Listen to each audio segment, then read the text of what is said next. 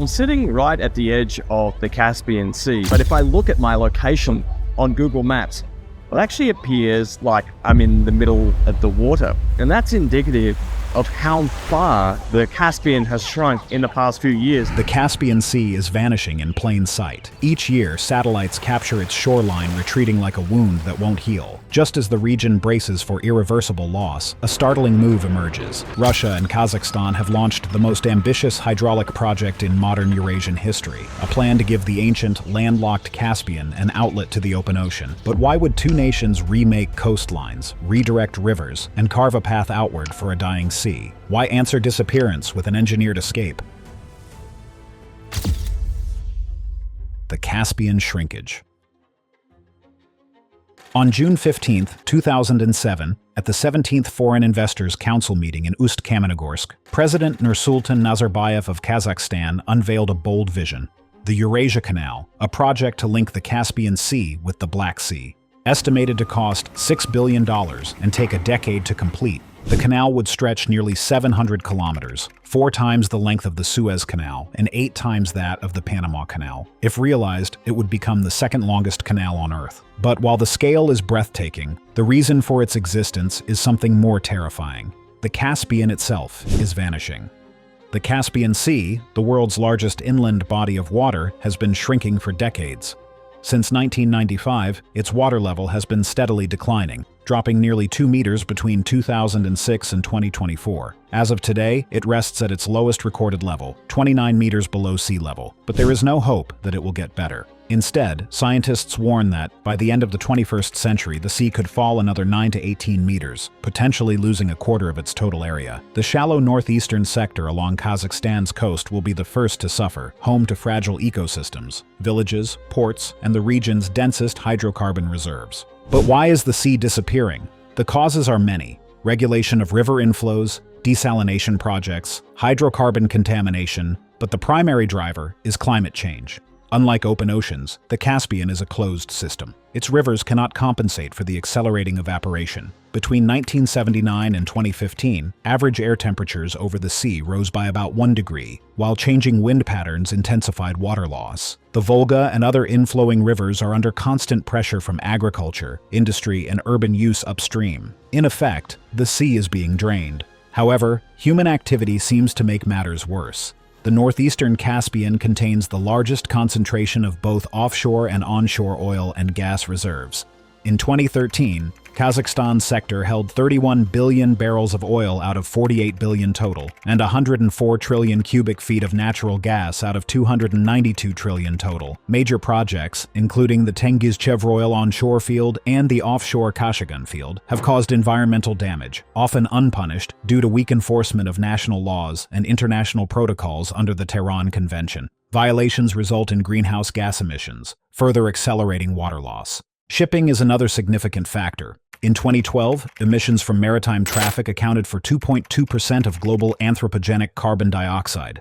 The two main northeastern ports, Aktau and Kurik, handle 15 million tons of oil annually. Between 2013 and 2022, 15 oil spills were officially recorded. However, independent studies suggest the actual number may be as high as 329, primarily from ballast water and waste discharges. Yet it doesn't look like the spills would reduce since cargo volume along the Trans-Caspian international transport route has surged in recent years, and the World Bank estimates container transport demand alone by 2030 could reach 4 million tons, thus further increasing emissions and evaporation rates.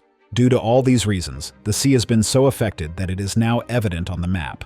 Between 2001 and 2022, the northeastern Caspian lost 39% of its surface area, while the shoreline retreated more than 37 kilometers. If the sea drops another 10 meters, settlements could be nearly 90 kilometers from the water's edge. The Eurasia Canal is a direct response to this crisis. Advocates present it as economic liberation for Kazakhstan, providing a sovereign maritime route for oil, gas, and grain. For Russia, it offers strategic leverage over regional trade, potentially countering China's Belt and Road Initiative. The canal would likely follow the Manik River and Kuma-Manik Depression, utilizing existing lakes, reservoirs, and shallow canals. It would create a permanent waterway across thousands of kilometers of steppe, reshaping both geography and geopolitics.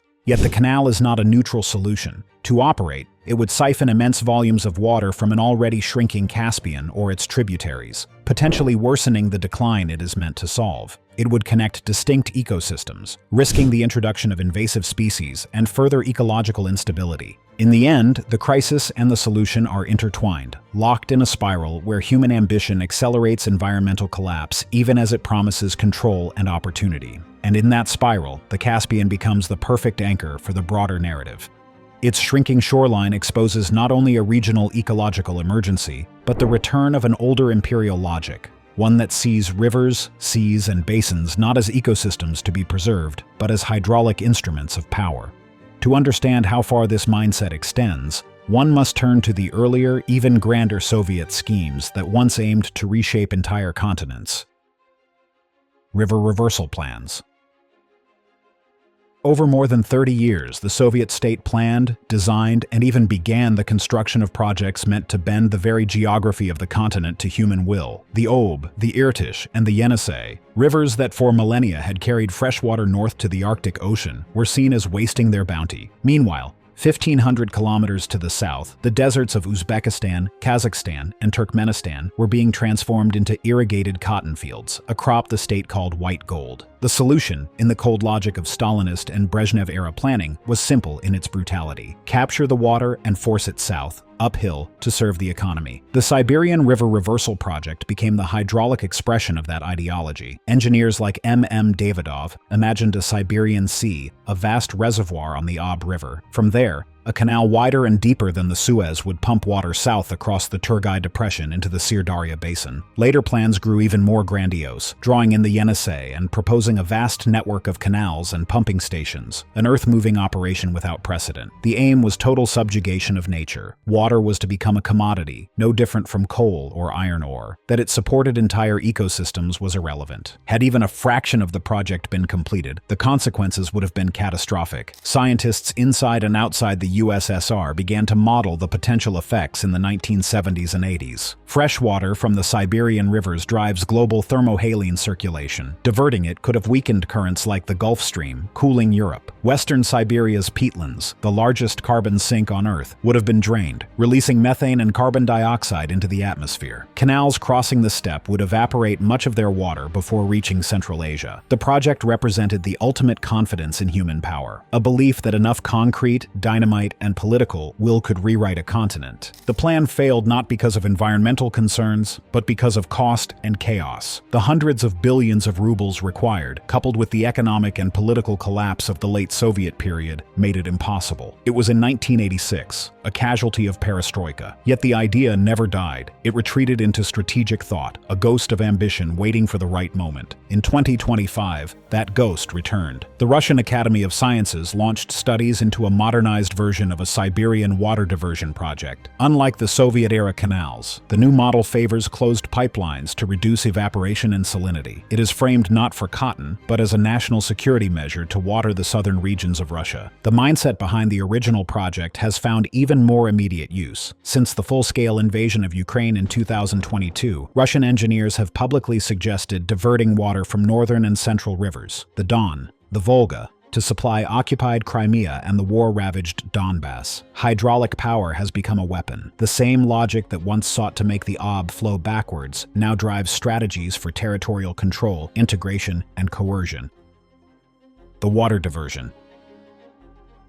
In 2023, the Kazakh government passed a new legal framework called the Water Code, aimed at confronting a nation caught in a hydraulic vice. It was not a symbolic reform or a dusty administrative update. It was an emergency rewrite of the entire water system of the country, a direct answer to years of worsening data, collapsing reservoirs, shrinking rivers, and a Caspian shoreline that seemed to retreat further every month. In Kazakhstan, the change was everywhere and accelerating. The government's own hydrometeorological service produced the first shock. Satellite archives showed the Caspian withdrawing from the Mangistau coast like a tide that would never return. The inland south told its own story. Cities like Shymkent and Kyzylorda recorded record-low river flows, record-high temperatures, and farm failures that were once unthinkable. Desertification crept forward in long, pale streaks, swallowing pasture land and creeping toward irrigation districts. The Sirdarya was becoming weaker each year. Upstream withdrawals in Uzbekistan and Kyrgyzstan left Kazakhstan with only the remainder. In dry years, the remainder was barely enough to keep the river alive, let alone support cities, farms, and industries. The scale of the danger forced a shift in ideology. Kazakhstan had inherited Soviet-era water infrastructure, Soviet-era assumptions, and Soviet-era canal systems built for a cooler climate and steadier meltwater. But the country could no longer hope to stabilize itself by repairing old pipes or negotiating seasonal releases from its neighbors. The crisis outpaced those tools. It demanded something radical, but not in the way the Soviet Union once dreamed of. Instead of gigantic diversions and continent-reshaping canals, Kazakhstan adopted a different philosophy: retain, preserve, and defend every drop. This new water code became the backbone of that survival strategy. It was built on three pillars: storage, efficiency, and protection. The first was storage. Kazakhstan announced plans to construct 42 new reservoirs, ranging from regional water banks to small local catchments that could trap seasonal flows before they vanished. Many of these sites had been identified during dry years in the 2000s, but were never funded. Now they have become essential. The reservoirs were not meant to move water across hundreds of kilometers, but to catch the water that already belonged to Kazakhstan before it slipped away. The second pillar was efficiency, and this was where the country faced its greatest challenge. Kazakhstan's irrigation network stretched for thousands of kilometers, but most of it was built in the Soviet era. These canals were unlined earth channels, leaky and shallow, losing up to 40% of their flow before it reached a field. The new water code directed complete modernization of over 14,000 kilometers of canals, replacing earthen trenches with concrete linings or fully enclosed pipes. It was expensive, slow, and politically risky. Farmers complained, local governors resisted, construction deadlines slipped. But the losses were so severe that modernization became non-negotiable. At the same time, the government pushed a massive shift in farming techniques. Entire regions were told to abandon flood irrigation and adopt drip or sprinkler systems. Crops like rice and cotton, long tied to tradition, were now under pressure to change. Many farmers feared these technologies, unsure how to use them, unsure how to pay for them, uncertain whether the yields would match what they knew. But the old system was collapsing. The Syr Darya could no longer sustain outdated practices, and water prices rose each season. The new water code offered subsidies, training, and transitional support, but the cultural weight of tradition made this transition one of the most challenging battles the country faced. The third pillar, protection, was the emotional core of the reform. Kazakhstan's lakes and rivers were not just water sources. They were national memories, markers of identity, and in some cases, scars. The water code introduced strict pollution standards, region-by-region monitoring, and a new requirement for digital accounting of every major water withdrawal. Mines, factories, and oil fields were now under heavier scrutiny. The government also sought new agreements with Uzbekistan and Kyrgyzstan for shared use of the Syr Darya, this time with climate projections embedded into the negotiations. Water was being treated not as an endless gift, but as a finite and fragile asset. Yet the real pressure behind the reform was psychological. Kazakhstan carried the memory of a disaster so large, so devastating, that it had shaped the entire national understanding of water. Every reservoir plan was colored by it, and every irrigation reform was haunted by it. Every warning from climate scientists carried a shadow of something the country had already lived through and never wanted to repeat. An act of God.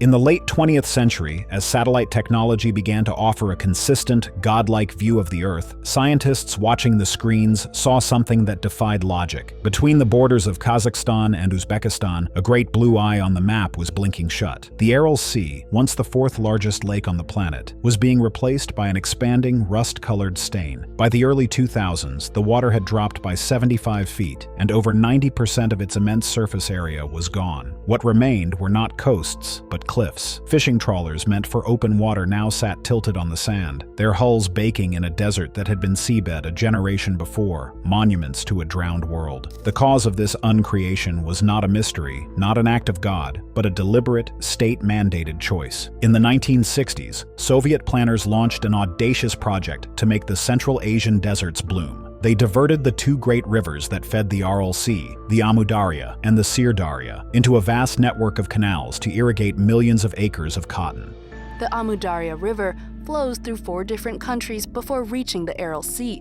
From the 1960s, the Soviet Union diverted its waters for cotton production. Cotton, thirsty and lucrative, became king. The Aral Sea was written off as a necessary sacrifice, a giant evaporation pond that could be ignored. They believed they were commanding nature. Instead, they broke a fundamental hydrological contract. They cut off the inflow, and the sea, starved, began to consume itself. The process accelerated on its own through vicious feedback loops. As the lake lost water, it became shallower. The sun now heated a smaller volume, raising the water temperature faster, which in turn accelerated evaporation. Salinity skyrocketed, from near freshwater levels to a toxic brine, killing the commercial fishery by the 1980s. Almost overnight, an industry that had landed over 43,000 tons of fish in 1960 collapsed to zero. Between 50,000 and 100,000 people who depended on fishing and related work saw their livelihoods evaporate with the water. Port cities like Aralsk in Kazakhstan and Moynak in Uzbekistan found themselves stranded, their harbors leading only to a new desert. Then came the poison in the air. The receding sea exposed a seabed of over 26,000 square miles, laced not just with salt, but with decades of agricultural chemicals, pesticides, and fertilizers washed down from the cotton fields. Powerful northeasterly winds, no longer dampened by a large body of water, began to scour this plain. They lifted the toxic dust into massive storms, some 300 kilometers wide, carrying their payload across Central Asia. Up to 43 million metric tons of salt and dust were stripped from the seabed each year. A thin, white crust of salt settled on farms hundreds of miles away, poisoning soil and withering crops. In the communities downwind, people breathed this poisoned air. The human cost was measured in broken bodies. Respiratory illnesses, throat cancers, and soaring rates of kidney disease became commonplace. Infant mortality rates in the region surged. Finally, the climate itself changed. The Aral Sea had once acted as a giant thermal buffer, softening the bitter Siberian winters and cooling the scorching summers. With it gone, the continent's extremes rushed into the void. Winters grew longer and colder. Summers became shorter and brutally hotter, with temperatures spiking as much as 10 degrees Fahrenheit. Rainfall decreased by around 60%. What was left was given a new name: the Aralkum Desert. It is a man-made desert, one of the worst environmental disasters in history. For Kazakhstan, the trauma is not confined to the past. The Aralkum is an active, malevolent force. The toxic dust storms born there do not respect borders. They sweep east, carrying their salt and chemicals over Kazakhstan's own agricultural heartlands. There is a terrifying scientific warning that this dust, settling on the glaciers of the Tian Shan and Pamir Mountains to the east, accelerates their melting. These glaciers are the source of the rivers Kazakhstan depends on, such as the Sirdarya. This is the core of Kazakhstan's modern water anxiety. The Aral Sea is not just a lesson, it is a living, breathing preview. It answers the why with horrifying clarity. When they look at the shrinking Caspian Sea in the west, or monitor the stressed flows of the Sirdarya, they are not just seeing hydrological charts, they are seeing the ghost of the Aral. They are seeing the potential for a repeat. Another sea abandoning its shore, another generation of economic collapse, another wave of toxic dust storms rolling over their cities and fields. The fear is that the entire country could slide into a more generalized, unstoppable desertification, where the loss of one water body triggers a chain reaction that desiccates the land.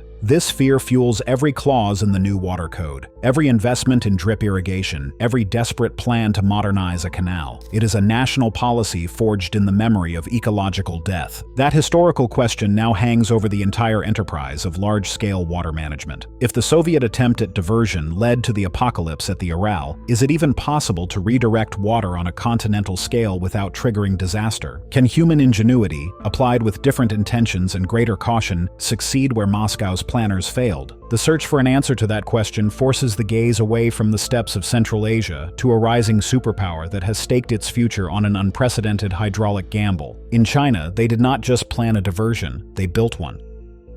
Mega water diversion. More than half of Israel is covered by dry, barren desert, land that can't grow crops, can't easily support cities, and certainly can't host a seaport. Surrounding this harsh landscape are nations that haven't always been friendly toward Israel. That leaves the country with one crucial problem. It has no safe land routes to bring in the essentials its people need to survive. So instead, Israel lives and breathes through the sea. Almost everything the country relies on, fuel, food, technology, cars, even medicine, arrives by ship. Not some of it, but 98%. And that number tells the story. If anything stops the flow of boats, Israel itself grinds to a halt. Only two major ports carry this massive responsibility: Haifa and Ashdod, both in the north, facing the Mediterranean Sea. These ports are the lungs of the nation. Goods come in, goods go out, and Israel keeps breathing. But there's a catch, one big enough to threaten the entire economy. To reach those ports, ships don't have the luxury of choice. There are no alternate oceans, no backup waterways. Every vessel from Asia must pass through a single, narrow, man-made doorway, the Suez Canal. And that doorway isn't controlled by Israel. The Suez Canal stretches about 120 miles, connecting the Red Sea to the Mediterranean. Traders rely on it because without it, ships would need to sail thousands of extra miles around Africa. On a map, Suez looks like a lifeline, but in reality, it's more like a bottleneck.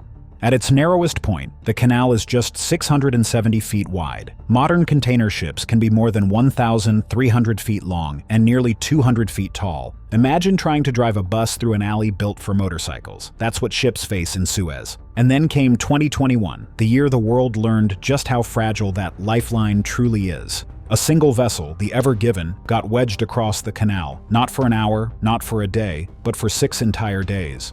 During that time, 422 ships piled up, waiting helplessly, unable to move forward or turn back. The cost? About $9.6 billion are lost every single day. In just 5 days, the world's losses equaled half of Israel's annual GDP. One accident was enough to prove how much power Suez holds over global trade, and over Israel itself. But this wasn't the first time Suez became a weapon. Back in 1967, during the Six-Day War, Egypt closed the canal and kept it shut for 8 years. Ships were forced to sail an extra 4,000 miles around Africa, the same as driving from New York to Los Angeles, and back again. Israel learned a painful truth. When the canal closes, Israel suffers, and there's nothing it can do about it. Even today, the story hasn't changed. In 2024 alone, more than 2,000 ships avoided the Suez Canal, sailing around Africa instead. Each detour added 10 to 14 days to their journey. Israel's lifeline depends on a waterway it does not control, and that waterway belongs to Egypt. Every ship that wants to reach Israel's northern ports must pay Egypt a toll, and that toll has exploded. The cost to cross the canal has risen to $700,000 per transit, over 10 times more than it was 20 years ago. At any moment, Egypt can change the toll, slow traffic, or stop certain ships from passing. Israel's economy is held hostage by a canal it does not own, so Israel looked south, toward the Red Sea, and toward its only port there, Eilat. On paper, Eilat looks like a perfect escape route, but in reality, it's a dead end. Eilat sits on a strip of land only 7 miles long. Behind it are the Rocky Mountains. In front of it were international borders. The waterway itself, the Gulf of Aqaba, is just 9 miles wide, shared tightly with Jordan and Egypt. There is simply no space to expand the port. But size isn't the only problem. Eilat is tiny in volume, too. It handles about 50,000 containers a year, while Haifa handles 1,460,000 containers, almost 30 times more. And even if Eilat could take more containers, large ships cannot reach it. The water is only 40 feet deep. Modern ships need at least 50 feet. The largest ships on Earth cannot physically enter the port. And then comes the final blow. There is no railway. Every container unloaded in Eilat has to be moved 150 miles across the desert by truck. That costs double or triple what rail would cost. Israel once proposed a 155-mile railway across the Negev desert, involving 60 tunnels and bridges. It had an estimated price tag of $8 billion.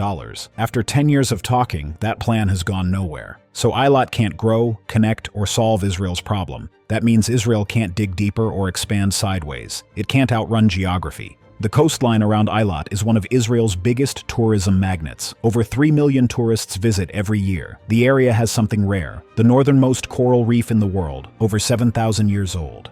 Expanding a port there would destroy it. Politicians, scientists, and locals all agree that Eilat cannot be turned into an industrial zone without killing the environment and the economy that depends on it. So Israel hit a wall. Then someone asked a question bold enough to change everything. What if we don't expand the port? What if we move the port? Not on the beach, but into the desert. That single thought unlocked the biggest engineering gamble Israel has ever considered. Instead of fighting the constraints of Eilat, Israel would abandon the coastline entirely and place a new port where nobody builds seaports, inland, in the sand, in the middle of the desert. The sea-to-water experiment.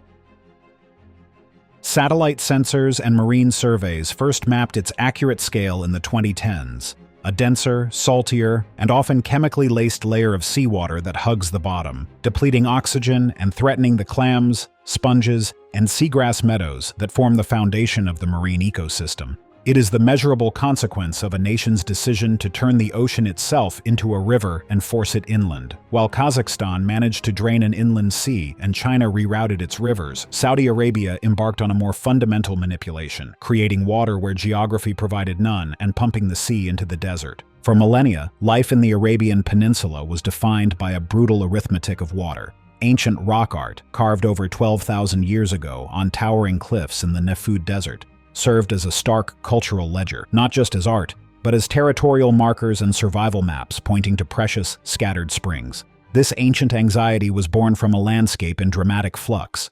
Scientific studies of cave stalagmites reveal that the peninsula was not always a desert. For much of the last 8 million years, it cycled through prolonged green Arabia phases of savannas and lakes, a verdant corridor for human migration that vanished with shifts in the Earth's climate. The modern kingdom inherited the arid phase of this cycle. With no permanent rivers or lakes, it relied on finite fossil groundwater, which it pumped recklessly for a brief, ill-fated experiment in desert wheat farming in the late 20th century, nearly depleting its ancient aquifers. Faced with this imminent dead end, the kingdom turned to the sea. Desalination, the industrial removal of salt from seawater, began in the 1950s and accelerated into a national obsession. Today, Saudi Arabia is the world's largest producer of desalinated water, operating plants that account for roughly 1/5 of global output. This processed ocean water now supplies about 60% of the kingdom's drinking water, a figure the government plans to increase to 90% by 2030. The scale is almost incomprehensible. The Saline Water Conversion Corporation, the state-owned giant that manages most of this infrastructure, produces millions of cubic meters of water every day. To move this artificial river inland, the kingdom is building vast pipelines, such as the 365-mile Jubail Buraida Independent Water Transmission Pipeline, to pump seawater turned fresh across the desert to arid interior cities. The effects on the landscape are a study in surreal contradiction. This engineered water supply makes modern Saudi life possible, sustaining cities like Riyadh, where daily per capita consumption is among the highest in the world. It waters the ambitious Green Riyadh project, which aims to plant millions of trees in the capital using sophisticated, expensive irrigation. It is the lifeblood of hyper-ambitious giga-projects like NEOM, a $500 billion future city promised to be powered by renewable energy and supplied by advanced, clean desalination. From the air, these oases of green and construction appear as startling scars of human will on a tawny canvas. Yet, the creation of this water alters the land in another, more insidious way. The process is staggeringly energy-intensive. For decades, it was powered almost exclusively by burning the kingdom's abundant oil and gas, locking the solution to a water crisis into a cycle that fuels the broader climate crisis and creates even more severe droughts. While solar-powered desalination pilots like Al-Khafji now exist, the vast majority of the system remains tethered to hydrocarbons. The challenges are therefore not merely technical, but thermodynamic and environmental. The most intractable problem is the brine. For every liter of fresh water produced through the dominant reverse osmosis process, approximately a liter of concentrated brine is created. This byproduct is not just saltier than seawater. It often contains chemicals used in pre-treatment, such as antiscalants and chlorine. In the shallow, confined basin of the Persian Gulf, which has limited natural flushing action, this dense brine sinks and spreads, creating dead zones on the seafloor and raising the Gulf's overall salinity, which in turn makes future desalination harder and more expensive. It is a slow, systemic poisoning of the very source. The kingdom's response includes plans to integrate brine into industrial processes, but the scale of the problem is monumental. The ecological risks extend beyond the coastline. The entire project represents the ultimate gamble of the technological fix. It seeks to defy the fundamental aridity of a region classified as facing acute water scarcity, where renewable by relying on a process that is vulnerable to pollution, energy price shocks, and the climate impacts it exacerbates. Saudi Arabia has built a civilization on a fragile, engineered pillar. Critics point to the paradox at the heart of projects like NEOM, a vision of a sustainable, carbon-zero city that is championed by a state that is simultaneously relentlessly expanding its oil production. This duality highlights the global relevance of the Saudi experiment. As climate change intensifies drought across regions from the American Southwest to North Africa, the allure of desalination grows. The kingdom's path serves as both a blueprint and a cautionary tale. It proves that seawater can be harnessed to sustain a modern economy in the desert. It also demonstrates the severe marine impacts, massive energy costs, and profound economic lock-in that come with it. Thanks for watching. See you in the next one.